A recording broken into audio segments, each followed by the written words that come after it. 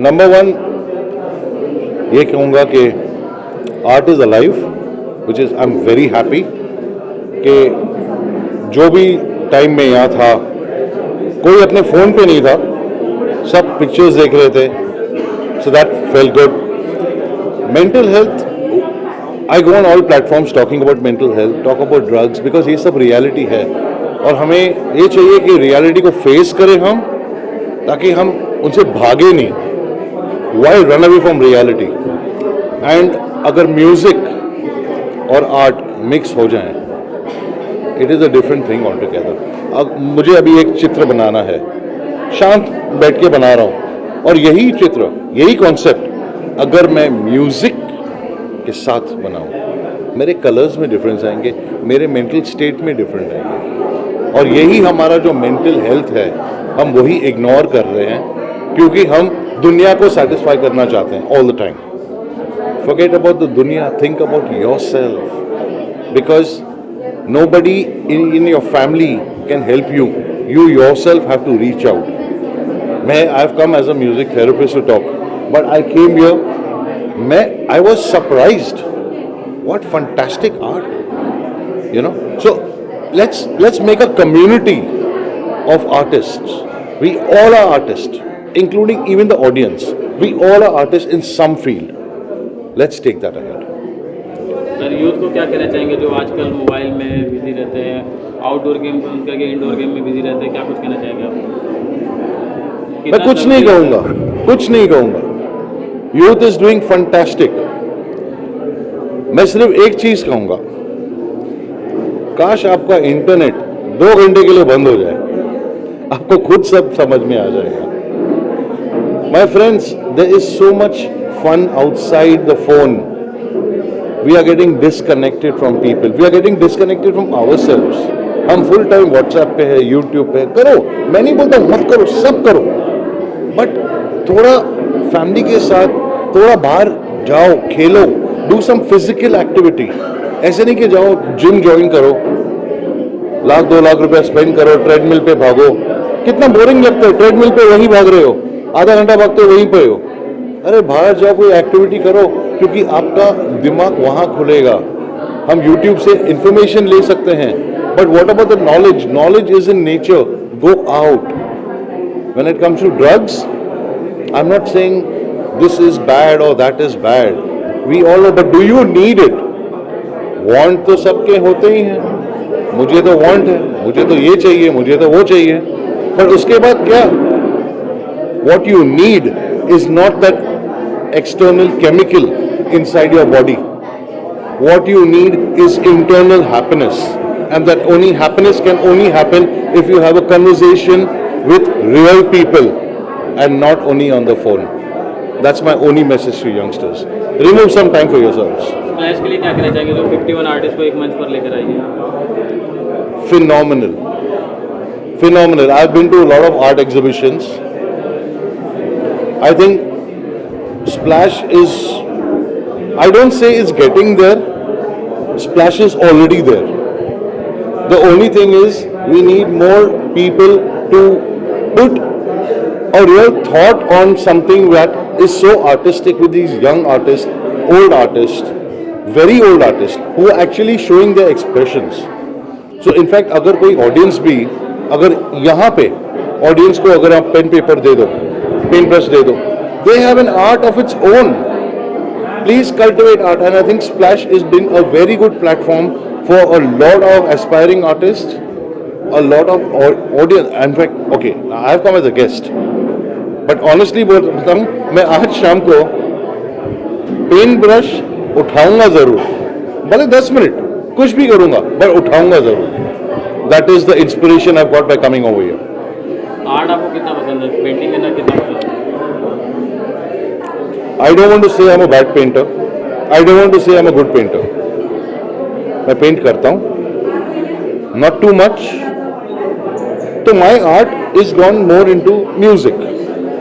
Okay, that is also a form of a paint. I'm painting my ideas with my music. So everything is related. अगर आप painting बोलें, I would love, आप मुझे आज brush दे दो, मैं तो चालू कर दूंगा, भले कैसा भी आएगा, बट वो मेरा कॉन्सेप्ट है। मेरा कॉन्सेप्ट आपको इमीडिएटली समझ में नहीं आएगा, मगर आप 10 मिनट रुको, कोई भी पेंटिंग में आप 10 मिनट रुको, आपको वो थॉट प्रोसेस समझ में आएगा जो वो आर्टिस्ट का था। Thank you sir. Thank you. तो मेरा नाम अरुंधति सोनकर है एंड मैं स्प्लैश ऑर्गेनाइजेशन से कुछ 9 महीनों से कनेक्टेड हूँ। मेरा मेन मुद्दा इनके साथ ये था कि मैं इनकी हेल्प करूँ मार्केटिंग और ब्रांडिंग के लिए। और इनका इस साल, क्योंकि हर साल ये लोग द आर्ट हब नाम के अंदर ही स्प्लैश एग्जीबिशन करते थे, तो मैंने कोशिश किया, इनको थोड़ा हेल्प किया कि ये एक अलग से एक ब्रांड बनाए स्प्लैश और द आर्ट हब, ताकि उनको ऑडियंस को समझ में आए कि द आर्ट हब एक आर्टिस्ट के लिए, सीनियर आर्टिस्ट के लिए, और जो स्प्लैश है वो अपकमिंग आर्टिस्ट के लिए है, जिसमें उनको मौका मिलता है फर्स्ट टाइम गैलरी में एग्जीबिशन करने का। तो क्या प्लान है आपके लिए, किस तरह से मार्केटिंग करने वाले हैं? सो हमारा ऐसा मार्केटिंग जैसा फोकस नहीं है, क्योंकि हम यहाँ कम्युनिटी बनाना चाहते हैं। तो इसके लिए वर्ड ऑफ माउथ और लोगों से हम पर्सनली जाके मिले, कनेक्ट करें, वो हमारा फोकस ज़्यादा है। और जैसे हमने यहाँ आर्टिस्ट भी बुलाए हैं, तो वो हमारी खुद की नॉन कम्युनिटीज़ है जिनको हम लेके आए हैं यहाँ पे। तो इसके लिए मार्केटिंग भले ही मेरा प्रोफेशन से शब्द आया है, बट उसका मेन जो यूज़ है, हम वो कहते हैं ना, एक सॉर्ट ऑफ समाज बनाने का कोशिश कर रहे हैं, जो आर्टिस्ट का समाज और कम्युनिटी है। क्या लगता है जो आर्टिस्ट होते हैं उनके लिए इतना बड़ा प्लेटफॉर्म नहीं मिल रहा है? एक 51 आर्टिस्ट को एक मंच पर लाना कितना मुश्किल था? मुश्किल तो था, बट उसमें बहुत अच्छा भी लगा, क्योंकि बहुत सारे आर्टिस्ट अलग अलग मीडियम अपना अलग अलग एक्सपीरियंस लेके आए। तो एक बहुत ही यूनिक एक्सपीरियंस था मेरे लिए भी, इतने लोगों के साथ कोऑर्डिनेट करना, उनको लेके आना, उनका पैनल डिज़ाइन करवाना। तो सारा प्रोसेस बहुत हेक्टिक है ऑब्वियसली, बट बहुत अच्छा भी लगा सबसे बात करके, इंटरेक्ट करके। नेक्स्ट प्लान क्या है आप लोगों का? नेक्स्ट हमारा प्लान है, जैसे हम लोग ने इस साल 2 नई सिटीज़ में किया, जो कि पहली सिटी थी चेन्नई और फिर जयपुर, और हमारा एंड शो जो अभी चल रहा है मुंबई में। अभी नेक्स्ट ईयर हम लोग चाह रहे हैं कि 2-3 और सिटीज़ बढ़ाएं, जैसे भोपाल, कोलकाता। वो हमारा आगे का प्लान पे डिपेंड करेगा कि हम और कहाँ एक्सपेंड करें और कहाँ आर्टिस्ट हमें बुलाना चाहते हैं, क्योंकि यूजुअली चेन्नई और जयपुर में हमारी रिक्वायरमेंट सामने से आई थी कि आर्टिस्ट चाहते थे कि हम वहाँ पे एग्जीबिशन करें, इसके लिए। मेरा नाम मितुल अग्रवाल है, मैं एक आर्किटेक्ट हूँ पेशे से, और हम ये एग्जीबिशन पिछले 5 साल से करते आ रहे हैं। ये हमारा 6th ईयर है और हम मुंबई में ये शो कर रहे हैं। और इससे पहले हम लोग ने यही शो चेन्नई और जयपुर में भी किया है। तो इसको हम लोग ने एक ट्रैवलिंग एग्जीबिशन जैसा कन्वर्ट किया है, जहाँ पे हम लोग हर सिटी में जाके वहाँ के लोकल आर्टिस्ट को एक गैलरी प्लेटफॉर्म देना चाहते हैं और उनको ऑडियंस के सामने लेकर आना चाहते हैं। यहाँ पे मुंबई में स्पेसिफिकली अगर आप देखो तो 50+ आर्टिस्ट ने पार्टिसिपेट किया है। मेजॉरिटी ऑफ आर्टिस्ट मुंबई से है, कुछ आर्टिस्ट हमारे पास चेन्नई, पुणे, नागालैंड, भरूच यहाँ से भी है। 6 साल में कितना बदलाव आया सर आपके फाउंडेशन में? हमारे एग्जीबिशन का अगर आप कहोगे, अगर आप जर्नी देखोगे, तो अभी तक हम लोग हर साल नए आर्टिस्ट के साथ काम करते आ रहे हैं। हर साल हम लोग देश के अलग अलग कोने से आर्टिस्ट को खोज कर लेकर आते हैं और लोकल आर्टिस्ट को लेकर आते हैं। अगर बदलाव की बात करें तो हम लोग और ज़्यादा प्रोफेशनल होते जा रहे हैं। अभी जैसे कि हम लोग और अवेयरनेस आप जैसे मीडिया के थ्रू, न्यूज़पेपर्स के थ्रू और लेकर जाना चाहते हैं। ये अभी तक एक सेल्फ स्पॉन्सर्ड शो रहा है, this is completely sponsored by me alone, but now because हम इसको कमर्शियल ट्राई कर रहे हैं, कोशिश कर रहे हैं, so we are looking for sponsors, we are looking for companies to come together, join us in this cause of getting good artist on a good platform. Sir हमने देखा है पेंटिंग एग्जीबिशन में हमेशा आर्ट को promote किया जाता है, लेकिन यहाँ पर देखा मैं पहली बार देख रहा हूँ कि ड्रग्स को लेकर अवेयर किया जा रहा है, मेंटल हेल्थ को लेकर बताया जा रहा है। क्या मकसद है, क्या कुछ बताना चाहिए? जब मैं स्प्लैश की बात करता हूँ तो मैं विजुअल आर्ट्स एज होल की बात करता हूँ। तो विजुअल आर्ट्स में हम paintings, photography, fine arts, textiles, ये सब की बात करते हैं। हम उसको सिर्फ पेंटिंग तक सीमित नहीं लगते।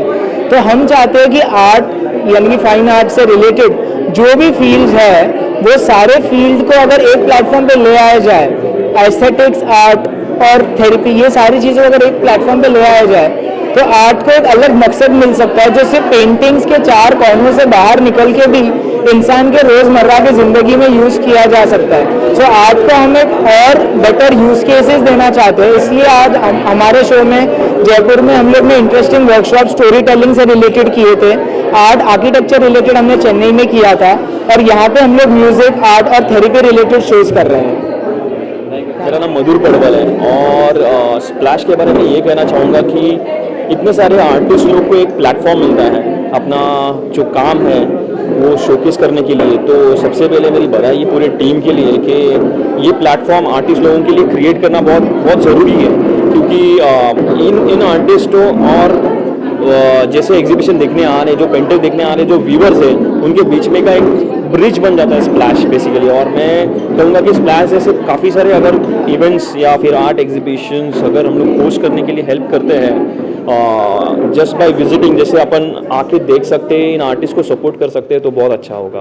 सर आप भी आर्टिस्ट हैं, म्यूजिशियन है, क्या कुछ कहना चाहेंगे? आपकी भी पेंटिंग लगी है? बिल्कुल नहीं, मेरी पेंटिंग यहाँ पे नहीं, बट एज एन आर्टिस्ट, क्योंकि मेरा बैकग्राउंड ये है, क्योंकि मैंने कमर्शियल आर्ट स्टडी किया है, इलस्ट्रेशन जो एक स्टडी जो मेरा स्पेशलाइजेशन सब्जेक्ट था इलस्ट्रेशन, तो मैं समझ सकता हूँ कि आर्टिस्ट के लिए उनका आर्ट लोगों तक पहुँचने के लिए कितना ज़रूरी है। हालांकि आजकल के युग में जो सोशल मीडिया जिसे हम लोग कहते हैं, तो सोशल मीडिया के माध्यम से artist can reach like a wider audience, जिसको हम लोग बोलते हैं कि बहुत लोगों तक पहुँच सकते हैं। बट ये एग्जीबिशंस का जो माहौल बनता है, यहाँ पे एक ऑरा क्रिएट होता है आर्ट का, क्योंकि काफ़ी सारे आर्टिस्ट के आर्ट फ्रेम्स है, पेंटिंग्स है, म्यूरल्स है, इंस्टॉलेशंस है, जो एक जगह पे हमें देखने मिलते हैं। तो ये चीज़ सबसे बहुत अच्छी है। और एज एन आर्टिस्ट और म्यूज़िक, मतलब आर्ट एक जो ऐसा फॉर्म है दुनिया में, जैसे म्यूज़िक हो, थिएटर आर्ट्स हो, फाइन आर्ट्स हो, ये एक चीज़ से कनेक्टेड होता है, जैसे आर्ट जिसे हम लोग कहते हैं।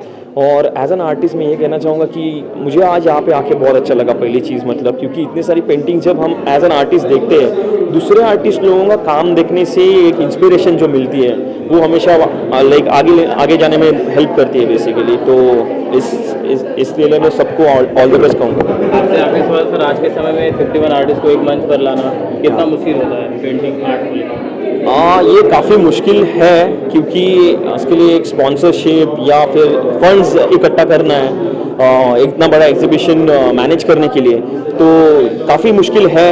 क्योंकि और but at the same time मैं ये कहूँगा कि चीयर्स, जैसे मैं इनको सबको बधाई देना चाहूँगा, जैसे मैंने कहा है कि ये इन्होंने कर दिखाया है स्प्लैश की टीम ने, तो सही है। मेरी शुभकामनाएं सबके साथ है, आर्टिस्ट लोगों के साथ है, जो ये सब फेस्टिवल्स या आर्ट एग्जीबिशंस ऑर्गेनाइज करते हैं, उनको पूरा सपोर्ट है।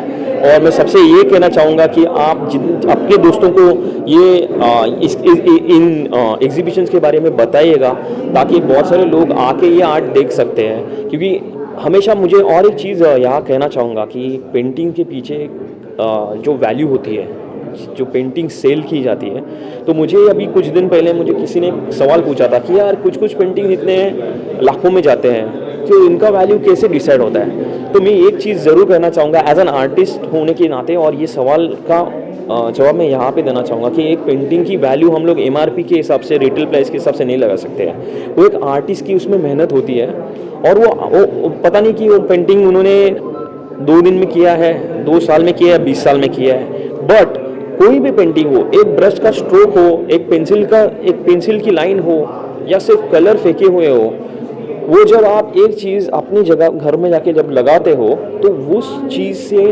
हर रोज़ जब आप उसके पास देखते हो, तो आपको एक इंस्पिरेशन मिलता है लाइफ में। जैसे आजकल की जैसे एग्जांपल कुछ मेंटल हेल्थ के अवेयरनेस के इश्यूज, जैसे अभी हम लोग ने एक सेमिनार देखा मेंटल हेल्थ अवेयरनेस जिसे हम कहते हैं, इन सारी चीज़ों के लिए एक जवाब उस पेंटिंग में से मिलता है। इसलिए कुछ पेंटिंग जो होते हैं उनका वैल्यू एक्चुअली मैं हमेशा कहता हूँ कि इट्स लाइक प्राइसलेस, उसका असली वैल्यू नहीं लगा सकते हम। और वो 10 लाख की पेंटिंग हो, 10,000 की पेंटिंग हो, या 100 रुपये की पेंटिंग हो, बट वो 10 लाख की अगर जो भी उसका वैल्यू हो, वो पेंटिंग आपको इतना कुछ दे सकती है लाइफ में। हर एक दिन सुबह उठ के आप, जैसे हम लोग ओम सुनते हैं या गायत्री मंत्र सुनते हैं या कोई भी ऐसे साउंड सुनते हैं जिससे हम लोग को पीस ऑफ माइंड मिलता है, वैसे ये पेंटिंग्स में एक क्षमता हर एक पेंटिंग में एक क्षमता है कि वो आपको पीस ऑफ माइंड दे सकते हैं। तो ये चीज़ का उत्तर मैं देना चाहूँगा। धन्यवाद।